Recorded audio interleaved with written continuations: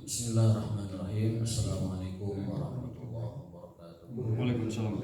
Alhamdulillahirabbil alamin. Wa bihi nasta'inu ala umuri din. Asyhadu an la ilaha illallah wahdahu la syarika lah. Wa asyhadu anna sayyidina Muhammadan abduhu wa rasuluhu wa la nabiyya ba'dahu. Allahumma shalli wa sallim ala nabiyil karim wa ala alihi wa ashabihi wa man sara ala nahjihi ila yaumiddin. Allahumma subhanaka la ilma lana illa ma 'allamtana wa 'allimna ma yanfa'una wa zidna ilman. Allahumma inna nas'aluka ilman nafi'an wa rizqan wasi'an wa amalan mutaqabbala. Allahumma taqabbal minna shalihal a'mal ya rahman ya rahim ya mujibas sa'ilin.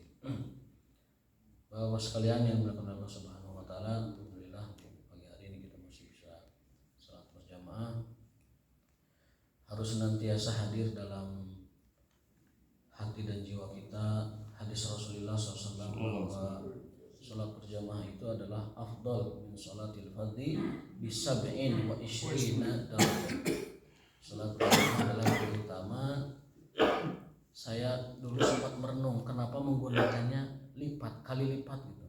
27 kali lipat. Dalam riwayat lain 25 kali lipat. Ternyata itu lebih dahsyat. Lebih dahsyat dari ungkapan 27 pahala. 27 keutamaan, tapi ini menggunakannya lipat. Berarti secara matematis kalau kita malas satu kali berjamaah, itu kita ketinggalan sebulan nggak jamaah. Allah. Karena dikali 27. Kalau 10 tahun kita nggak berjamaah, itu kita ketinggalan 270 tahun. Allah. Nggak jamaah. Kalau 1 tahun kita nggak jamaah, berarti 27 tahun kita menyanyiakan sholat berjamaah. Itu dahsyatnya ungkapan Nabi SAW bahwa sholatul jamaah afdal min sholatil fardhi bi sab'in wa ishrina darajah. Dalam riwayat lain bi khamsin wa ishrina di'fa. Di'fa itu kali lipat. Maka dari itu mungkin menurut saya cara Allah untuk menyamakan pahala umat sekarang dengan umat terdahulu. Umat terdahulu itu usianya panjang-panjang, amal solehnya juga panjang-panjang, banyak. Nabi Nuh dalam ayat falabisa fihim alfasanatin illa khamsina ama. Nabi Nuh itu dihidupkan 950 tahun berdakwah di kaumnya, illa khamsina ama, dan 50 tahun itu beliau berangkat sebagai seorang individunya. Namun dengan kaumnya berdakwah itu adalah alfasanah illa khamsin, 1000 tahun kurang 50. Artinya 950 tahun beliau berdakwah. Dan juga nabi yang lain, Nabi Adam sama juga 1000 tahun kurang 40 dan lain-lain sebagainya. Jadi umat terdahulu mah banyak waktunya untuk beramal, kita sedikit. A'maru ummati ma baina 60 wa 70. Umur umatku kisaran 60 sampai 70. Sehingga kalau kita satu kali sholat sehari itu Allah lipat gandakan 27 hari. Kita 10 tahun berjamaah berarti kita sama dengan 270 tahun berjamaah. Mudah-mudahan kita bisa istiqomah. Amin ya Allah. Bisa istiqomah dan beritahu kepada orang yang mungkin belum menyadari keutamaan yang dahsyat dari Rasulullah SAW, supaya kita tidak terlewat ya. 1 tahun saja kita tidak ke masjid itu sama dengan 27 tahun kita menyanyiakan pahala berjamaah. Apalagi kalau sampai 10, apalagi seumur hidup ke masjid, berarti itu dia menyanyiakan waktunya dikali 27. 70 kali 27 itu berarti berapa puluh sekian tahun, berapa ratus tahun ya. Itu sama dengan hal semacam itu. Makanya hikmah terbesar ungkapan Nabi SAW kenapa menggunakan kali lipat itu kesana larinya, supaya kita merasa rugi betul, rugi benar ketika kita tidak mengerjakan sholat berjamaah. Asar kita lewat sama dengan 27 hari asar kita menyanyiakannya. Dan itu lebar sekali ya, sayang sekali kita menyanyiakan sholat. Apalagi subuh lebih dahsyat lagi gitu kan. Selain keutamaan subuh itu sendiri, juga plus keutamaan berjamaah. Baik, itu mungkin sedikit renungan dari fadilah sholat jamaah dari hadis Rasulullah yang sahih bahwa sholat jamaah 27 kali lipat atau 25 kali lipat dalam riwayat yang lain. Ada nggak sih orang yang salah pemahaman atau gimana Pak? Ada orang yang sholat tapi ke masjid di rumah aja teh, misunderstanding atau pemahamannya? Atau memang ada ajaran begini? Sholat munfarid? Enggak, iya sholat munfarid di rumah dia. Sholat 5 waktunya tuh dia sholat tapi ke masjid gitu. Bahkan ada yang dokter teh di Unisba teh. Itu terpulang kepada Apakah ada pemahaman yang menyatakan mereka cukup di rumah saja? kalau secara fikih, jumhur mengatakan sunnah muakkadah. Kalau Imam Ahmad mengatakan wajib. Ya, Imam Ahmad mengatakan wajib, kalau nggak di rumah ya nggak sholat kalau Imam Ahmad. Kalau jumhur mayoritas ulama mengatakan sunnah muakkadah, artinya sunnah yang sangat ditekankan. Maka Nabi memotivasinya dengan itu 27 kali lipat supaya orang merasa rugi kalau tidak berjamaah. Supaya merasa rugi, seperti yang tadi kita hitung secara matematis, 10 tahun dia nggak ke masjid sama dengan menyia-nyiakan 270 tahun nggak ke masjidnya, nggak jamaahnya, rugi sekali kan. Itu renungan dari hadis Rasulullah SAW. Mudah-mudahan kita dapat menyampaikannya kepada handai tolan, teman, ataupun mungkin keluarga yang bisa disampaikan supaya kita juga dapat jariahnya dari kelipatan-kelipatan pahala tersebut. Amin ya rabbal alamin. Kita lanjutkan kajiannya. Bab tentang ru'ya Rasul, mimpi bertemu Rasul Sallallahu Alaihi Wasallam. Karena banyak orang yang mungkin memahaminya tidak tepat, ya. Termasuk nanti kita jelaskan apakah betul yang dimaksud dengan barang siapa yang mimpi ketemu Rasul dia akan ketemu di alam nyata. Nah, gini kan, apa maksud dari hadis itu berdasarkan penjelasan para ulama. Yang pertama, hadis Rasulullah SAW adalah man ra'ani fil manami faqad ra'ani fa inna syaitana la yatamassalu bi. Hadis riwayat Bukhari, pernah kita bahas yang ini. Barang siapa yang melihatku di dalam mimpinya, tidurnya, maka dia benar-benar telah melihatku, karena syaitan tidak dapat menyerupai diriku. Ya. Yang kedua, waqala sallallahu alaihi wasallam, dan juga beliau bersabda, man ra'ani faqad ra'al haqq. Barang siapa yang melihatku, maksudnya dalam mimpinya, faqad ra'al haqq, maka dia telah memimpi benar, bermimpi dengan kebenaran. Fa inna syaitana la yatazayya, karena syaitan tidak dapat Menyerupai. Kalau yang menyerupai itu yang atas, la yatamassul. Ini la yatazayya. Apa yatazayya itu yatazayya itu datang dengan penampilanku gitu. Karena syaitan tidak bisa datang dengan penampilanku. Kalau yang atas la yatamassalu, yang hadis bawah riwayat yang muttafaq alaih itu la yatazayya. Maknanya kurang lebih sama dengan yatamasal, tetapi yatazayya itu lebih kepada penampilan. Kalau yatamasal itu lebih kepada rupa. Rupa atau penampilan, setan tidak akan sanggup menyerupai Nabi SAW. Artinya kalau ada orang datang dalam mimpi mengaku Rasulullah SAW, tapi penampilannya dan juga mukanya, rupanya tidak sama dengan hadis sahih yang menjelaskan tentang Rasul, maka itu bukan Rasul, karena setan tidak dapat menyerupainya. Itu adalah mungkin setan yang mengaku. Ya, kalau mengaku beda, ya. Kalau mengaku bisa jadi setan itu mengaku bahwa aku nabi. Tetapi setan datang dengan menyerupai nabi itu sungguh sesuatu yang mustahil terjadi, karena Rasul sudah mengatakan fa inna syaitan la yatamassalu bi fa inna syaitan la yatazayya bi. Setan tidak dapat menyerupai wajahku, rupaku, dan setan tidak dapat menyerupai penampilanku. Bentar, berarti kalau begitu setan bisa datang tapi tidak serupa dengan Nabi. Bisa dan mengaku. Nah, kitanya yang ketipu. Dan mengaku. Menyerupainya Mbah Jamrong misalkan. Jangankan menyerupai Nabi, mengaku Allah pun setan biasa. Dalam kitab Sajaratul Al-Dhahab siapa itu Ramadan Al-Buti, Syekh Muhammad Ramadan Al-Buti dalam Sajaratul Dhahab mengatakan bahwa Syekh Abdul Qadir Jailani pernah didatangi ketika beliau berjalan di sebuah gurun pasir. Gurunnya itu tiba-tiba gelap, awan kelam itu datang gelap, ya. Kemudian setelah itu ada seruan dari atas langit, ya Abdul Qadir innani anallah. Ya Abdul Qadir, sungguhnya aku adalah Allah. Orang kalau awam Pak melihat di langit ada seruan itu benar-benar seolah Allah itu. Benar ini dari langit nih seruannya nih. Jadi awan ngumpul tiba-tiba ada seruan dari langit. Karena Syekh Abdul Qadir Jailani itu waliullah dan beliau paham dengan syariat. Beliau adalah ulama besar, alimin ulama'i ahli sunnati wal jamaah, dan beliau adalah seniornya begitu, mengatakan ikhris wadhhab ya aduwallah. Diam kau dan pergilah kau wahai musuh Allah, artinya iblis. Nah, artinya iblis saja dapat mengaku dirinya Allah. Apalagi kalau setan itu mengaku dirinya nabi. kan begitu. Jadi dia menyerupai bentuk dan rupa Nabi mustahil, tetapi dia datang dengan mengaku Nabi itu mungkin. Mengaku Nabi mungkin. Begitu juga Allah, tidak mungkin, mustahil ada zat, ada suara ataupun ada apa yang menyerupai, baik itu cahaya, baik itu awan, baik itu gemuruh di langit, baik itu suara apa, menyamai Allah, mustahil.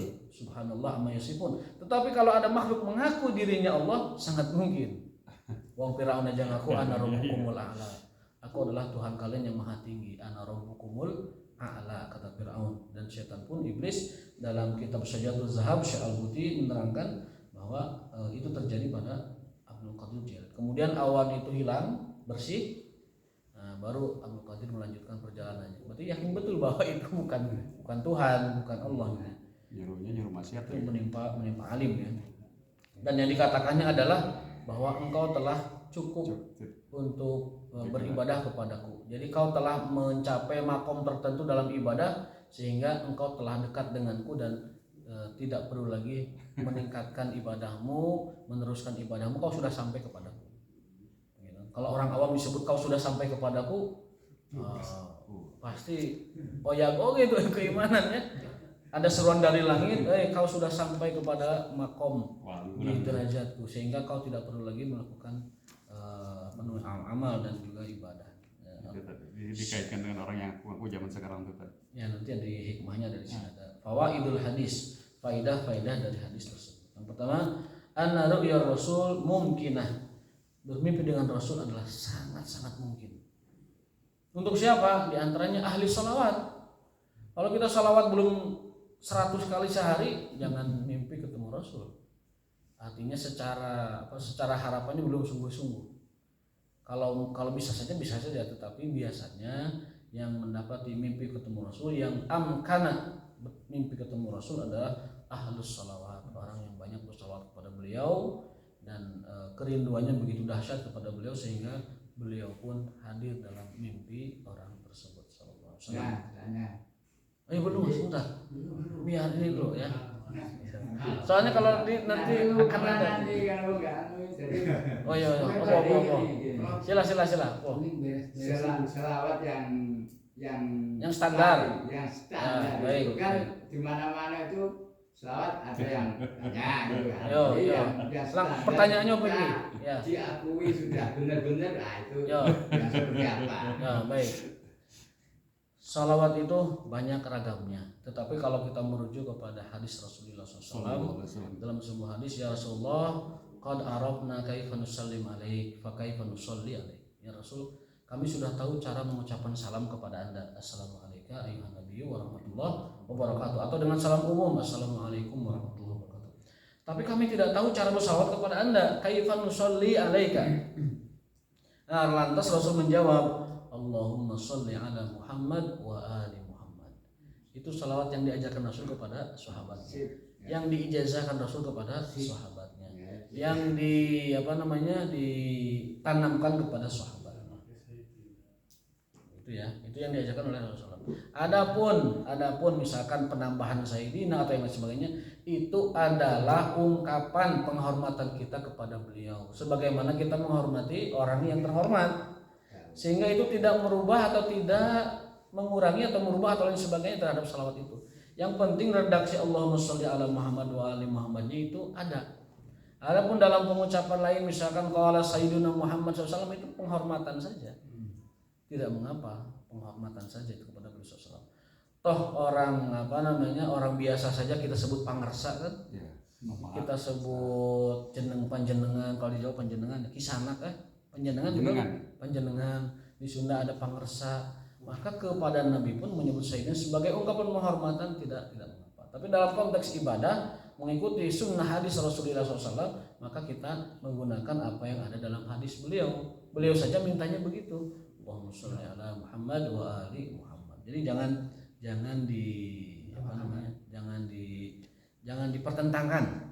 Ya, ungkapan Sayyidina adalah bentuk penghormatan kepada beliau SAW. Tapi kalau kita niatnya ta'abudian ataupun ibadah, maka kita dapat menggunakan apa yang diajarkan oleh beliau, Allahumma sholli ala Muhammad wa ali Muhammad. Karena apa? Karena Nabi Nabi Yunus saja, Nabi Yahya saja Allah sebut sayyid. Sayyidan wa hasuran wa nabiyyan minas shalihin. Itu tentang Nabi Yahya Allah menyebutnya sayyidan wa hasuran wa nabiyyan minas shalihin. Artinya kalau Nabi Yahya saja digelar sayyidah, berarti Rasulullah pun dapat kita diberikan gelar sayyidah karena Rasul Nabi Sayyidul Anbiya, tuannya para nabi, penghulunya para nabi. Artinya kalau bahasa kita cuma atasannya para nabi yang lain gitu. Maka dapatlah kita menggunakan gelaran penghormatan itu kepada Rasulullah. Adapun dalam ta'abudian dalam ibadah, maka kita dapat mencukupkan dengan apa yang hadis Rasulullah sallallahu alaihi wasallam. Itu yang pertama ya. Jadi mimpi melihat Rasul adalah sesuatu yang sangat mungkin. Alal wajhil ladzi warada fi syama'ilihi, tetapi syarat mimpinya harus muka, wajah dan rupa yang ada dalam hadis syama'il beliau. Apa itu syama'il ini? Ini kitab syama'il, tapi ini mah ringkasannya syama'il. Yang aslinya ada lagi lebih tebal, itu karangan Imam Tirmidzi, berisi hadis-hadis tentang syama'il Rasulullah sallallahu alaihi wasallam. Min tulihi, dari tingginya, walaunihi, warna kulitnya, wa hayatihi, kewibawaannya, posturnya, walihyatihi, dari janggutnya dan lain-lain. Harus sama dengan hadis yang ada dalam hadis syama'il, hadis tentang sosok beliau SAW. Kalau tidak sama, bisa jadi itu ada yang mengaku-ngaku ataupun itu bukan Rasulullah SAW. Laqad dzakara al-Manawi fi tafsir hadhil ahadits anna ru'ya sahihah an yarahu. Para ahli tafsir menjelaskan yang dimaksud dengan mimpi yang benar ketemu Rasul adalah standarnya nih. Satu, ayyarahu bi suratihi tsabitah bin naqlis sahih. Rupa dan wajah Nabi harus sesuai dengan hadis sahih. Fa in ra'ahu bi ghairiha katawil aw qasir, kalau kita melihat berbeda dengan hadis sahih, maka misalkan nah pendek Nabi teh, kumis bapelang, jangkung, kumis bapelang, itu pasti bukan Nabi. Itu mungkin setan mengaku dirinya adalah Rasulullah. Aw syadidu samrah, atau misalkan beureum teh kuning langsat teh kuning pisan gitu. Enggak mungkin Nabi. Enggak mungkin Nabi. Hal semacam itu. Lam yakun yarahu. Ya, kalau tadi dia melihatnya tidak seperti dalam hadis sahih, maka kata Al-Imam Al-Manawi, lam yakun yarahu. Dia tidak melihat Nabi. Gitu. Yang dia lihat bukan Nabi lah gitu. Kalau kondisinya semacam itu. Wa dzakara aidan, dan beliau juga menyebutkan anna makna qauluhu fasayaroni fil yaqdati, dan adapun maksud Nabi, barang siapa yang melihatku dalam mimpi, maka dia akan melihatku di alam nyata. La yutamassal asyaiton Nabi, dan syaitan tidak dapat menyampaikan. Maksud bahwa yang melihat Nabi dalam mimpi akan melihat beliau dalam alam nyata, kata Al-Imam Al-Munawi mengatakan ru'yatun khassah bi sifatil qurbi wasyafa'ah. Itu adalah penglihatan yang nanti akan kita lihat nyata di yaumil qiyamah. Saat Nabi memberi syafaat kepada kita, saat Nabi memberi al-qurbah kepada kita, kita didekati oleh Nabi, diberi syafaat oleh Nabi, itulah yang dimaksud akan melihat di alam nyata. Yaqdzah di sana, yaqdzatu inda yaumil qiyamah. Ya, nanti ada argumennya disampaikan di sini. Yadda'i ba'du sufiyah annahum yarawna ar-rasul fid dunya yaqdzah istinadan lil hadis salis warada alaihim Ibnu Hajar biqaulihi yalzamu ali annahu la sahabah. Para beberapa kalangan sufi mengatakan bahwa orang yang mimpi ketemu Rasul akan dapat melihat Rasul secara nyata. Dan kita sudah lihat contohnya kan, ada yang mengatakan saya satu bis dengan Nabi duduk di belakang. Ada kan? Di jok belakang. Ya, karena mereka mencari celah dari hadis ini. Ada Rasul di jok belakang katanya. Ada juga di mobil saya di mobil saya gitu ya. Jadi saya bawa mobil nyupirin Rasul SAW. Ada lagi yang mengatakan saya duduk di emperan masjid, nyender di tiang, ngobrol dengan Rasul SAW, dan lain sebagainya. Jadi mencari celah dari hadis itu sehingga dia saya bisa katakan terhalusinasi dan mengatakan bahwa itu dia ketemu Nabi secara langsung. Makanya Gus Baham mengatakan ini adalah halusinasi kesalehan. halusinasi kesalehan. Jadi saking salehnya dia Tarekat. merasa ketemu Nabi dalam mimpi, kemudian yakin ketemu Nabi dalam alam nyata. Itu disebut dengan halusinasi kesalehan. Saking solehnya sampai terhalusinasi demikian. Ngobrol dengan Nabi di emperan masjid, nyupirin Nabi di belakang mobil dan lain sebagainya. Ibnu Hajar membantah itu. Ibnu Hajar itu ulama besar, pensarah kitab Sahih Bukhari dan dari kalangan Ahlussunnah wal Jamaah. Artinya akidahnya Asy'ariyah dan juga fikihnya Syafi'i. Bantahannya berarti sangat-sangat relevan dan sangat-sangat bisa digunakan sebagai referensi kuat untuk membantah pendapat beberapa orang sufi tersebut. Kita tidak mengatakan sufi secara keseluruhan, tetapi inda ba'di sufiyah, di beberapa kalangan sufi. Ya, karena sufi tidak semuanya begitu. Ya lazamu alaihi anna haula sahabah, kata Ibnu Hajar Asqalani, dikatakan andai pun itu siapa yang ketemu Nabi dalam mimpi akan ketemu dalam alam nyata, kata Ibnu Hajar, kalaupun itu terjadi maka yang paling berhak itu sahabatnya. Iyalah. Sahabat Nabi SAW. Fatimah ketemu ayahnya, Al Hasan wal Husain ketemu datuknya, kakeknya, kemudian Zainal Abidin bin Hasan bin Ali ketemu dengan buyutnya, harusnya begitu. Sahabat-sahabat dekat. Sahabat-sahabat Istrinya. dekat, ya dan sebagainya. Itu kata Ibnu Hajar Asqalani. Kalaupun itu terjadi, mestinya yang paling berhak itu adalah keluarga dan sahabatnya. Dan nggak ada itu cerita itu. Dan itu nggak ada, cerita nggak ada.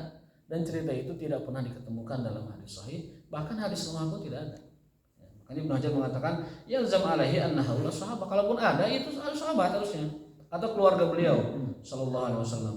Wa baqa'u suhbati ila yaumil qiyamah. Dan kalaupun itu terjadi maka sahabat harusnya dapat melihat beliau sampai hari kiamat. Ya maksudnya adalah menemani beliau terus gitu, nggak tanda kutip nggak perlu wafat gitu maksudnya.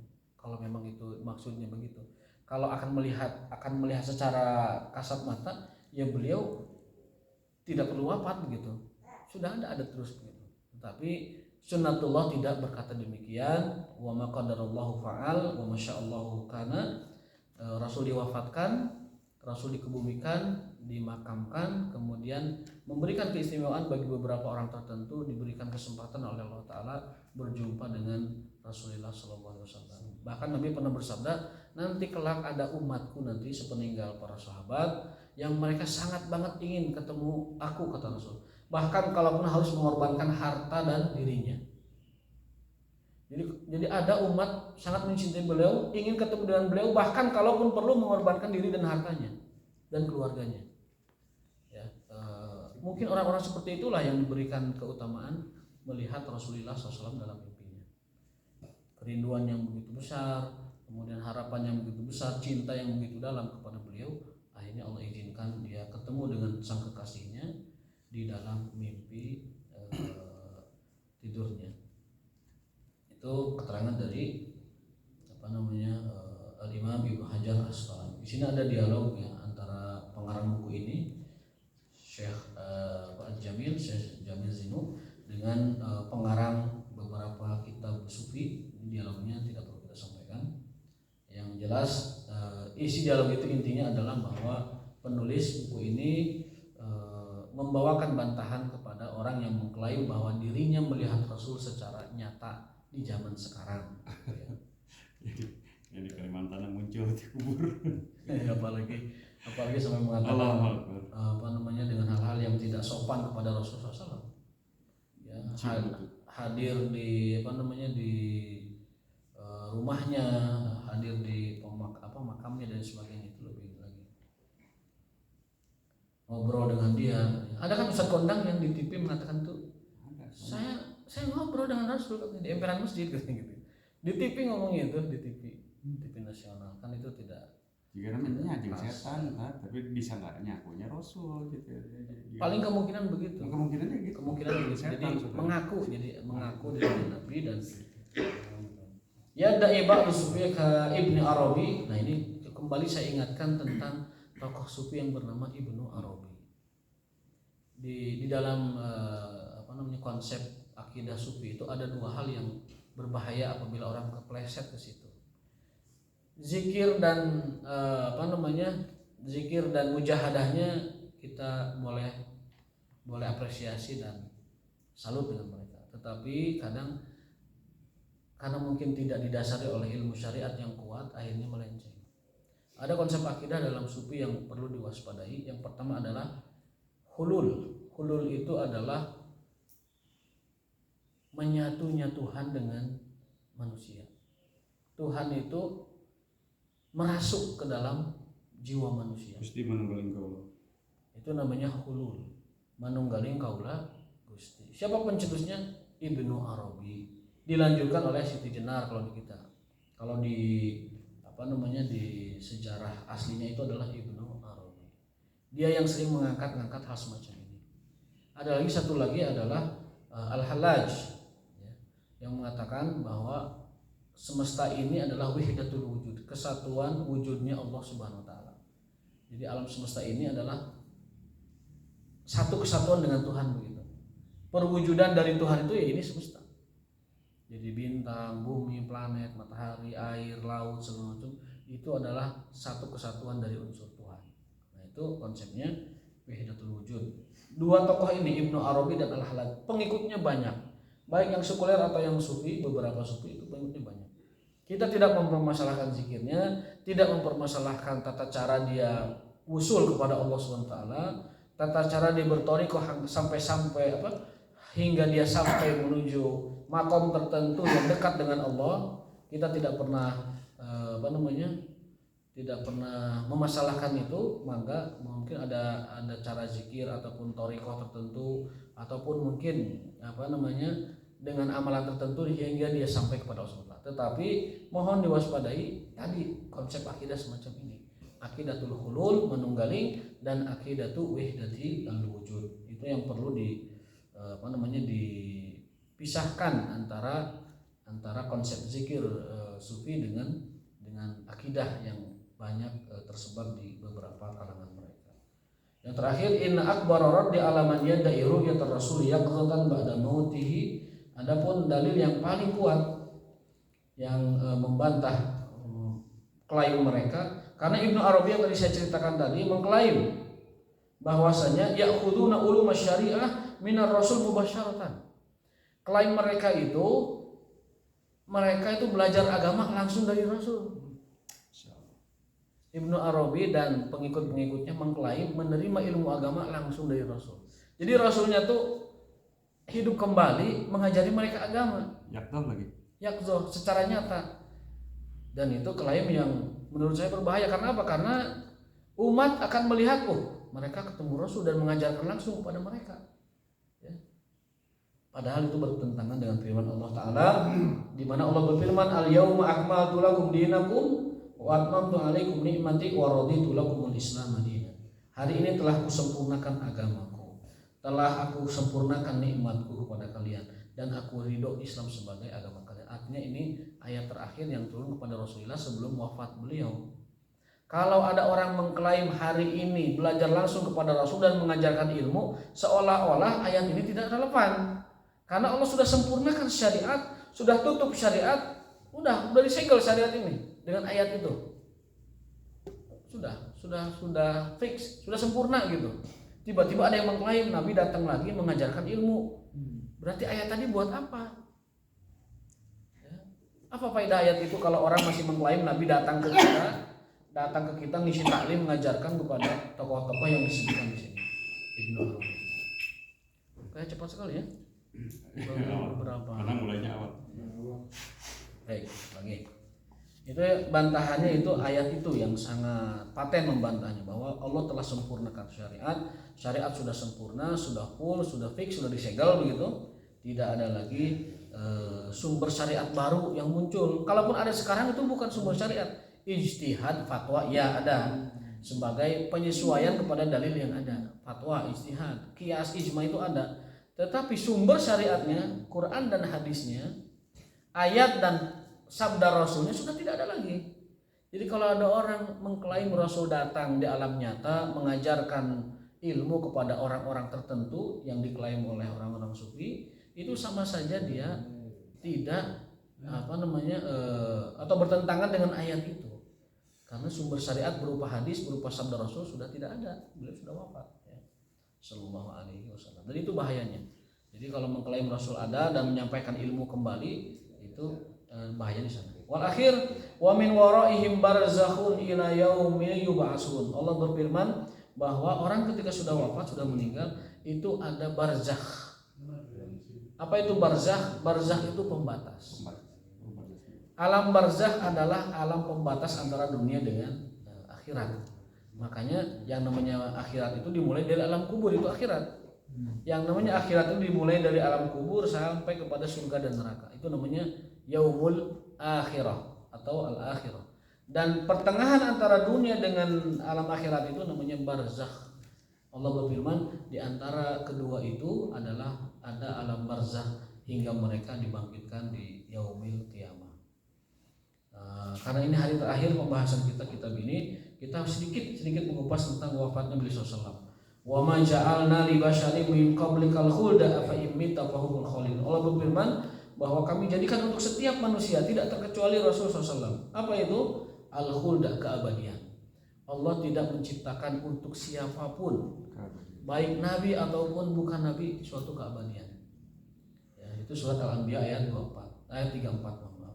Jadi kalau ada orang yang mengatakan Nabi Khidir masih hidup, kemudian Nabi siapa tuh Yusha masih hidup, Nabi Yahya masih hidup, banyak ya, karena berlebihan bahkan klaim itu. Nabi ini menjaga laut ini, Nabi ini menjaga gunung ini, Nabi ada itu. Dan mohon maaf, pengikutnya itu di medsos itu membetul-betulkan, membenar-benarkan. Jadi Nabi Yunus itu menjaga laut, Nabi Yahya menjaga apa? Nah itu bertentangan dengan firman Allah Ta'ala, wa ma ja'alna li basyarin min qablikal khulda. Al-khuld itu keabadian. Dan kami tidak jadikan untuk seorang manusia siapapun dia, nabi atau bukan nabi, keabadian untuk mereka. Apa imin tafahumul khalidun. Wa qala inna Allah azza wa jalla idza arada rahmata ummati min ibadihi qabada nabiyha qabla. Dan Allah itu, Allah azza wa jalla, apabila menginginkan rahmat bagi suatu umat, maka Allah akan mewafatkan nabinya sebelum umatnya itu tiada. Sehingga pahala nabi tersebut diberikan langsung di dunia. Maksudnya diberikan keutamaan dan pahala dunia dan nanti juga di akhirat. Wa idza arada halakata ummatin, dan apabila Allah ingin menghancurkan suatu umat atau kehancuran sebuah umat, azabaha wa nabiyyuha hayyun, maka Allah akan mengazab kaum itu dan nabinya masih hidup di situ. Jadi di antara Allah merahmati suatu kaum itu, Allah wafatkan dulu nabinya, kemudian umatnya itu terus melanjutkan risalah nabinya, sehingga nabi tersebut sempurna dalam dakwah, baik dalam dakwahnya, pahala dan sebagainya, dan umatnya meneruskannya. Dan apabila Allah ingin menghancurkan suatu kaum, maka mereka dihancurkan oleh Allah Ta'ala dan nabinya masih ada, masih hidup di kalangan mereka. Nabinya melihat kehancuran kaumnya itu dan Allah tenangkan hati nabi itu ketika melihat kehancuran kaumnya. Artinya hiburan bagi dia yang sudah didustakan begitu lama, ya. Sehingga fa'aqarra ainahu bihalakatiha hina kadzabuhu wa asau amrahu, dan itu bagian dari Nah, yang terakhir Nabi SAW ketika wafat itu kan dipelukan Aisyah, di rangkulan Aisyah, ditampakkan surga kepada Nabi SAW dan juga Allah SWT menampakkan, kemudian dipilihkan bagi beliau, ya, innallaha khayyara 'abdan bainad dunya, dipilihkan mau tetap di dunia atau mau bertemu dengan aku, kata Allah. Masyaallah. Wa baina ma indallah fakhtara dzalikal 'abd ma indallah, maka Nabi memilih kekasihnya dan memilih apa yang di sisi Allah Subhanahu wa taala. Berupa apa? Ya berupa akhirat yang membahagiakan. Fabaka Abu Bakar menangis. Ya, ketika diceritakan hadis itu bahwa Nabi dipilihkan mau tetap di dunia atau mau ketemu Allah, Nabi memilih ketemu Allah. Sehingga ucapan terakhir beliau itu adalah ila rafiqil a'la. Allahumma rafiqil a'la, ya Allah, aku ingin bertemu kekasihku. Maksudnya Allah itu sendiri. Sehingga beliau diwafatkan. Jadi ditawari mau tetap hidup ataupun mau bertemu dengannya, dan Nabi memilih bertemu dengan Allah Subhanahu wa taala.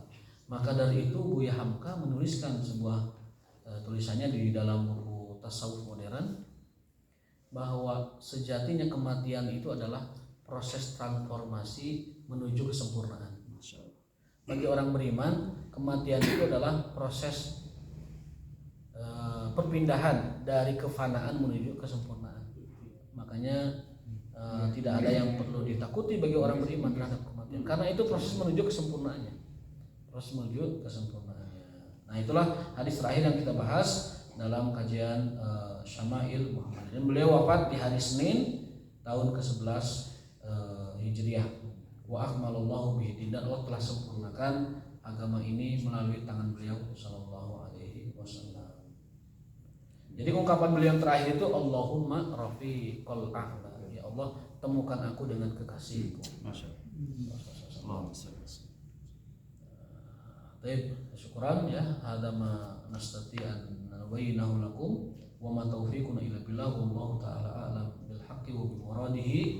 Subhanakallahumma wa bihamdika asyhadu an la ilaha illa anta astaghfiruka wa atubu ilaik. Wassallallahu ala sayyidina Muhammadin wa ala alihi wasallam. Assalamualaikum warahmatullahi wabarakatuh.